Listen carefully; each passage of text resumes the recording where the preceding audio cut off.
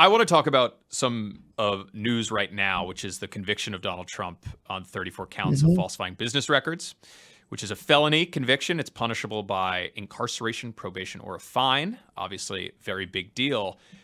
How do you approach covering this kind of subject where it's obviously a historic conviction of a former president and potential next president, but there are also questions about the way that this particular prosecution was brought. How do you approach covering that kind of story?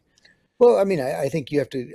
I think you have to give, full coverage. You have to address all of the questions. But I think you have to begin by, and I felt this across the board with so many of the issues that we're dealing with the former president in simply stopping and taking a breath and resisting the inexorable forces of normalization, which, drive throughout the media and the political world every single day. Just stop for a second and say, wait a second.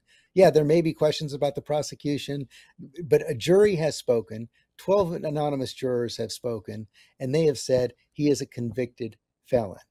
In any other time in American history, obviously it's never happened before, that would be automatic disqualification from running for president. But yes, and then you hear all these people say, oh, but this wasn't the most important case. Okay, perhaps it was not, but how does that make it better? I mean, so yes, okay, stipulate that and say, well, actually you're right, we've also never had a president of the United States who was refused to adhere to the peaceful transfer of power, who's been indicted for trying to block and overturn an election, not only by the federal government, but also in the state, the state of Georgia, and he's an unindicted co-conspirator in 2 other states.